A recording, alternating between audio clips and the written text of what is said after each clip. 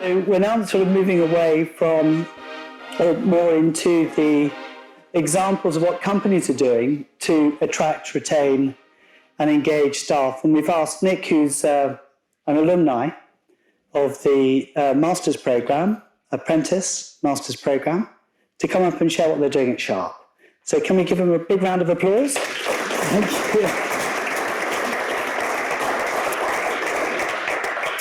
Thank you, Philip.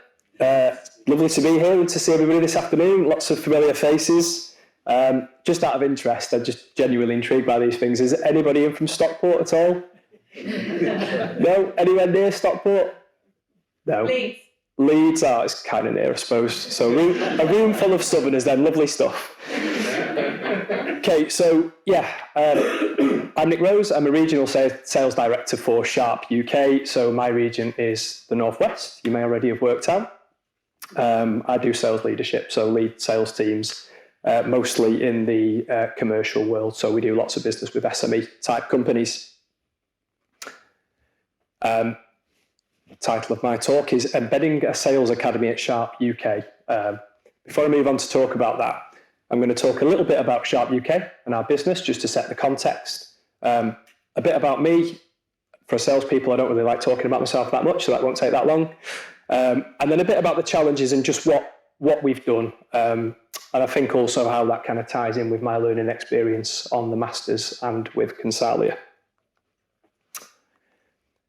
So Sharp UK, we are a world-leading manufacturer of office tech and consumer electronics. So do we have any Manchester United fans in the room? Not enough. Not enough. That's a sad state of affairs. About 10 years ago, arms would have been going up everywhere. You're obviously all Manchester City fans now, though. So what about, does anybody have a Sharp TV or a Sharp microwave? No, one in the corner. Right, okay. So yeah, so I put the consumer electronics bit in brackets because that's, most people know Sharp for that side of things. So most people I meet and I tell them I work for Sharp, they'll say, oh, you used to sponsor Man United, or I've got a Sharp TV. And actually that's quite frustrating because what I do in my world is business to business sales. It's got nothing to do with that stuff. So we have a bit of a challenge there marketing wise in terms of our branding, which we're obviously working on. But we are 50,000 team members globally. We've got nearly 2,500 people in Europe, and in the UK there are 700 of us.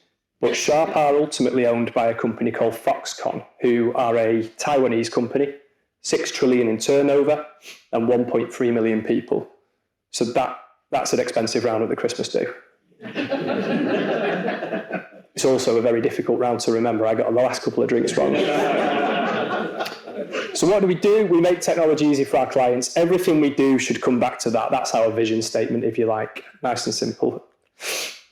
Well, how do we do it? So this is a bit about our business strategy in the UK. So we've got to continue to grow our core business. Now, our core business predominantly is managed print. That's where we've come from. So 15 years ago, we were selling photocopiers, which is about as exciting as it sounds. Thankfully, that's evolved, and we're now in the world of managed print. But that is our core offering. That's what we do, and we've got to go out and win new clients. That's become difficult during COVID because everybody's focused on managing their existing accounts. So there's a challenge for us there. So we're looking to provide our clients with a broad range of products and solutions. Thankfully, now we have a very diverse portfolio that includes the likes of IT services, telephony, visual solutions. We're looking to build consultative partnerships with our clients. That's really important because we've come from a very transactional sales world. So we had a product, we were selling the product. And actually our journey has involved becoming more intrigued and actually getting around our clients and their needs.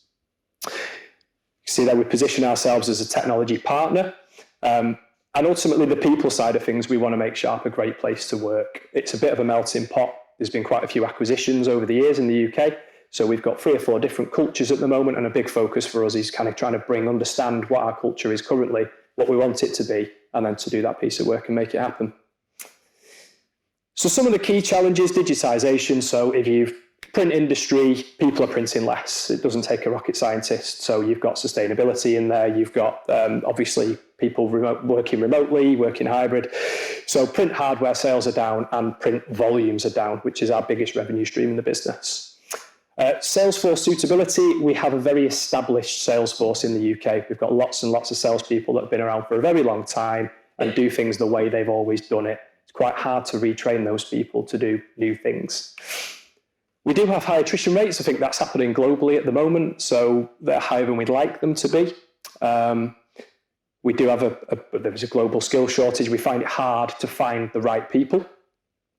And we're trying to grow and transform at the same time. So I think either of those things are challenging. When you're trying to do them both together, becomes quite a task.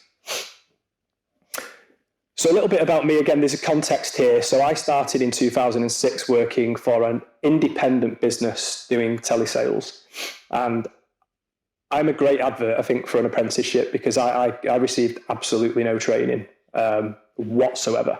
So I was given on my first day a Yellow Pages and a desk phone, and that was it. I think the guy who owned the business actually did one example of what a cold call was, and that was it. So sat at a desk and kind of, learnt my way. Then somehow ended up in a management role, I don't know how, but no training again. So zero training. It was just, you're doing quite well at that, so you should manage these 3 or 4 people. And then that kind of gradually grew to a team of, about 20 people. Got a lot of stuff wrong and, sort of learn on the job. 2017, Sharp acquired the business that I worked for. So all of a sudden there was a bit more structure and there was a bit more process and certainly a learning period for me going from medium size to kind of corporate. In 2019, I was promoted to a regional sales director, but actually and I haven't been paid to say this, I promise you, but 2020, when I started my master's with Consalia, that was my light bulb moment in my career. Because all of a sudden, that was the kind of first exposure I had to real structured self-development and understanding sales as a concept, understanding buyers and behaviors and values and mindsets and reflection and all of that cool stuff that actually makes you good at what you do. So I don't know how I got from there to there, but that bit from there has been pretty good. 2020 onwards has been okay. And it is an ongoing journey for me. So, coming to here today to meet people and to be around like-minded people that have got a passion for learning is a big thing for me too. Enough about me. So my master's dissertation, so I struggled my way through the first 6 or 7 modules, 6 modules. Module 7 was obviously the dissertation. And I decided to go with the bit on the right there, which is how can the process of onboarding sales recruits impact upon sales success? Because that felt like something that would be genuinely interesting for me. It felt like we had some problems in our business around that type of area. And so it would be sensible to do that piece of work. As you can see there in the first few bullet points. So I wanted to understand where we were now, and I knew that where we were now wasn't that good. We were bringing salespeople in, and we were kind of equipping them. We were giving them a laptop and a phone, and we were sort of doing the HR stuff and giving them a car, and then telling them what the target was, and kind of letting them go, supporting them. We weren't awful, but we weren't great. So again, it's going back to that aging workforce. So nearly all of the account managers at Sharp look the same, and they're not young. And so there's a problem there, not because I don't like old people or people that aren't young, but because we're trying to transform the business, and where we want to be, we're just not going to achieve with the sales force that we have currently. We're also not going to sack them all. So when we recruit, we just attract more of what we've got, because I think we were lazy with recruitment. So we post job adverts and, you get CVs in again for the same kind of thing. And we couldn't continue to do that. We needed to become more diverse, and we still do, and offer equal opportunity. And also we do have a desire for cultural change. And I think that as much as that can be driven from the top in a business, it should also come from the bottom as well. We should be learning from grassroots and young people that come into our business and the way that they need to be worked with and managed as well. So a quick bit on the method. I did a survey across the sales population in our business, and I did some interviews, and I kind of triangulated that data to see where we were at and actually what we should be doing during that onboarding phase. So I'm not going to spend too long on this, but left-hand side shows the areas that we were covering. So this is what the sales account managers that were onboarded were telling us we were covering more than any other. So products and solutions training, which you might expect in a business like ours, but then we spent a lot of time on health and safety, company policy, and HR and payroll. So ultimately, all the boring stuff, in my opinion.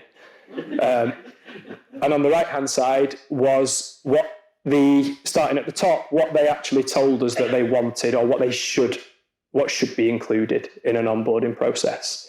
So you can see words there. Values appears twice. So there seems to be a desire to be understood, a desire to be listened to. And then what's expected of you? What is it you actually want me to do? So yeah, I've kind of summarised this again. So in terms of the top left box, the participants, there was a 48% response rate. So I think it was fairly representative. All 5 sales teams responded and were involved in this. So in our world, that would be corporate, commercial, public sector, etc. And actually, the respondents were from pre-2000 all the way up to 2021. So we kind of captured quite a wide age range there.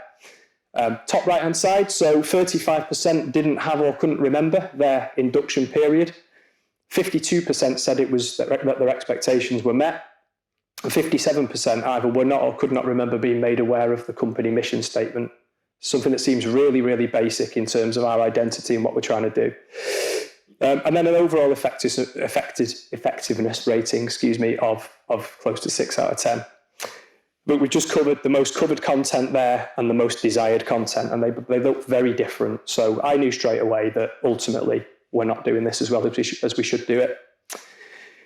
So at the back of the piece of work, I made some recommendations to the business, to the senior leadership team, if you like, and they were these. So I felt that we should be, instead of taking people in ones, which is what we do a lot of, so we have a vacancy and we advertise for that vacancy, we interview and then we fill the role. I felt that we should be onboarding in cohorts. So we should ultimately try to harness the power of a team and a support mechanism. We should try to bring people into the business together. I felt we should be planning and communicating a plan of some variety in advance. Just, this is what you're going to do over the next 6 weeks or 10 weeks or 12 weeks. Felt we should separate the boring stuff, if you like, from the actual exciting bit, the sales-driven content. And we should be able to kind of keep that right in the front of the mind all the time. I also found that we were not consistent regionally. So I have 2 counterparts, there were 3 sales directors, and we were all doing it very differently. So I felt that if we used our L&D manager as that central point, we would identify the best way to do it, and then we could be consistent across the UK. I also felt we should overhaul the content because it was rubbish or non-existent. So we needed to write a plan. This is what we want people who come into our business to ultimately know and to learn and to be able to do. And then also a mentor/buddy program. So again, something that you'd have your manager, but you'd also have somebody that could sit alongside you that would be more of a buddy. So it kind of came to me pretty quickly after that we actually need a sales academy. We need to be going out and proactively finding young people to be able to bring into the business. This is not a trailblazing idea. I'm not claiming to have invented the idea of an academy, but it was something that up until this point had never felt it would be suitable for our business. But I think with my learnings and with the research I'd done and the observations that I'd made, it kind of just hit me that this would be a really positive thing for us to do. I went away and I guess I developed a business case. So I put there a guiding coalition, which I think is the Cotter thing. One thing the masters taught me was that in order to kind of gain momentum with an idea in a business, you can't really just run in there with your hand up, kind of pulling on your boss's tailcoat. So I kind of went around the business and I identified 4 or 5 key people that I knew would be as passionate about this as I am. And I instructed them that they were now going to agree with me that we needed to do this. So that was a really important thing. I've put there that this was the most challenging sale in my 20 years in sales, without a shadow of a doubt. It was an internal sale, obviously, and not an external one. But I'm not the most patient person in the world, and I think I had to adapt an element of patience with this. We've got an SLT, and we were very ingrained in the way that we did things. And even though we knew it weren't working, it was hard to be able to kind of execute that shift in mindset that we really needed to achieve. So we did find a partner. We found a partner regionally, close to us in the Northwest. who was able to find and source the kind of the talent for us, that raw resource, because we don't have relationships with universities, colleges, with the likes of UCAS. So we found a partner that was able to ultimately gain the people for us. And we developed a proposition, which was ultimately, after a long time, I've made it sound quite simple there. It wasn't, but it was approved by the SLT. And quite excitingly, we were going to launch this sales academy. So we had our first assessment centre in November 22, which just literally a few weeks back.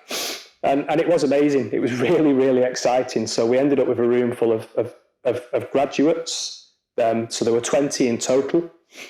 The standard was incredible. I was absolutely blown away by the drive and the hunger and the presentation skills and the teamwork in some of the exercises that took place.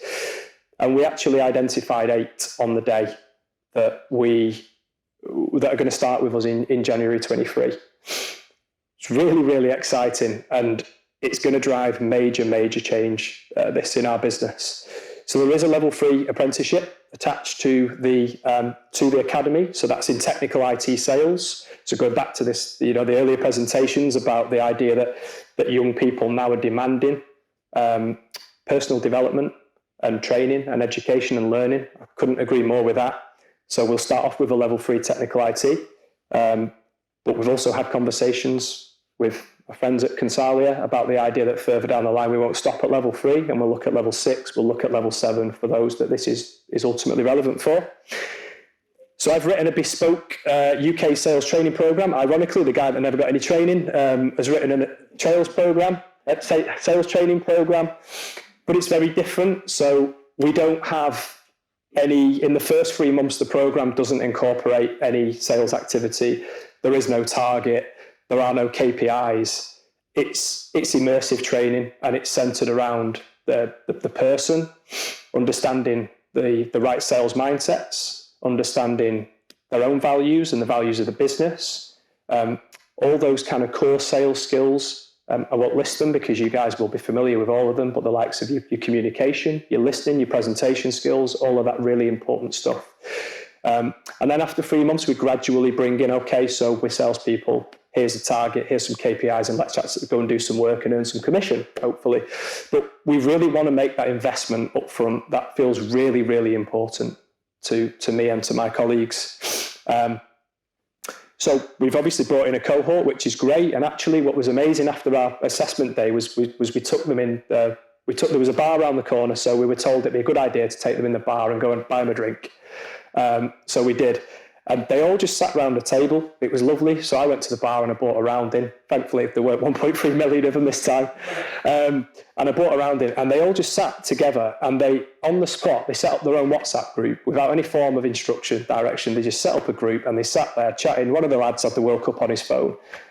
And I just looked at it and thought, that's got to be the future for us as a business, is harnessing the power that these young people have got. And even more powerful when they work together. It's a 15-month program. So the apprenticeship runs for 15 months, and our program runs concurrently with that. And also, we're bringing in a coaching culture. So, it sounds like a really obvious thing to say, but, we want to be coaching, not telling, not directing, but just making sure we understand what's needed for development. So this was my little catchy statement. I hope you agree. It's catchy. It's a bit catchier than it was a week ago, actually. I've taken a few words out of it, but I felt that kind of summarised what we were doing in a nutshell. And these are some of the benefits to the business. Now, I'm certainly not going to read them all to you, but they tie in with our company strategy and what we're trying to achieve. So, for example, recognising the needs of the next generation of sales professionals. So by working with these younger people, we're ultimately going to learn properly what they want, because I'm conscious that as a 35-year-old person now, I'm not the best placed person to say, well, this is what an 18, 19 or 20-year-old needs. We need to learn from them, and we need to observe and to keep asking for feedback around what we're doing, and is it the right way to do it? Is there another way you would like us to do this? Top right, we want Sharp to be an exciting and a dynamic and a diverse place to work. I know that coming into the business 5 or 6 years ago, for me on day one, and I'm being really honest, it didn't necessarily feel like that. It kind of felt a bit embedded and a bit, what's a polite word to use? A bit slow and maybe dull. And actually, that's really changing now, and that's an exciting thing for all of us. And that's only going to be accelerated by this academy. So ultimately, continuing the cycle of fresh talent into the business. So the idea is that we will repeat this. We're not just going to do this once. So we will always have fresh talent coming in, new ideas. Okay, so first things first, there's a wonderful picture of me and all of my new colleagues and some other sort of colleagues from Sharp. So what do we do from here? Well, obviously we aim to go for regular cohorts. I don't know what that looks like at the moment. It might be once a year. Obviously we don't want to run before we can walk. We've got a lot to learn and we will make some mistakes. But I like the idea that we can do this at least once a year, possibly even twice. Keep developing the plan, because the plan I've written is probably only going to be so successful. It will need tweaking as we go. But the really interesting one for me is actually, again, having listened this morning to some of the presentations, is can we develop this now by tapping into college leavers as well? Because I am genuinely very passionate about making sure that we offer opportunities at Sharp to all socioeconomic groups. There's a part of me that feels as though if we're only kind of approaching graduate level, then we're missing out on a big chunk of people that actually are very skilled, very talented, very hungry, but maybe don't know that the opportunity to work in a business like Sharp is there for them. So I'd certainly love to have a chat with anybody that can help us with that, about how we can start to build and develop those relationships. Can we help other business units? So this is a sales initiative, but I wonder whether my colleagues in the service department might take a look at what we're doing and think, well, actually, it's not 100% relevant, but we can take bits and pieces from this because it's working. And also, can we develop future sales leaders? So without really thinking about it, I would guess that of the 8 people that come in to our business, and we've got a really good mixed group as well. We've got 4 male, 4 female, which in some businesses might just be kind of how it works. But in our business, it's very male dominant in sales, which is never intentionally been that way, but it's a problem that we know we need to solve because it's not representative. But we know in that group that we're going to see leadership skills. We are going to see future leaders. That will hopefully make itself obvious, and will also help to glean it out as well. So, it's providing salespeople for the future, but it could also be providing our future management and leaders as well.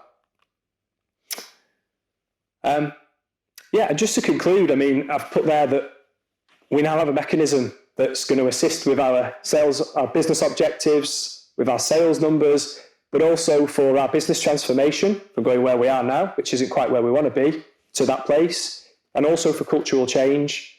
We're developing young sales talent to interact with our customers in the way that our customers are now demanding. And that's really, really important because this is driven by what our customers are telling us we need to do. If they're going to continue to transact with us, we have to approach them in the right way. We have to be inquisitive. We have to ask them questions. We have to be consultative. We have to get around their business and their objectives.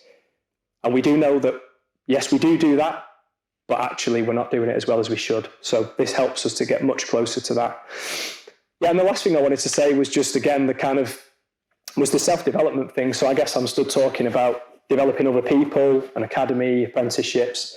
But for me, the important thing has actually been investing in myself and learning myself and pushing myself on, because I think the more that I've done that, the more I've become in a better position to be able to help others around me. So final thing would just be to say thank you to Consalia and everybody at Consalia, because they've played a major part in my career and where I am now. And I absolutely love it. And I'm really passionate about it and I enjoy it an awful lot. So it would just be to say thank you to Consalia and thank you to all of you for listening. Thank you, Joe, CWT, as you know, Nick. Hi, Joe. My question would be, you talked about the first 3 months completely immersive in sales training. Did you get an external training or have you got an external training company in to do that? Or are you doing that yourselves as leaders in combination with them doing the level 3 program? Yeah, so we're doing that ourselves effectively.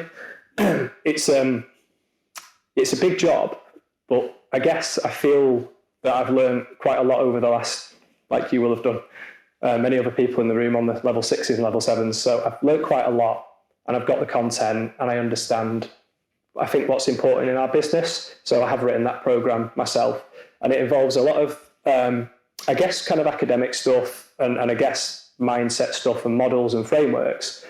But also that program includes going out with, with a service engineer or sitting on our technical help desk, working from different offices, meeting lots of people around the business. So there's quite a lot of, it's not just sitting in a classroom for 3 months. It's quite a varied approach, I think, to training and development. Thank you. Any other questions? Okay, can we give Nick a round of applause?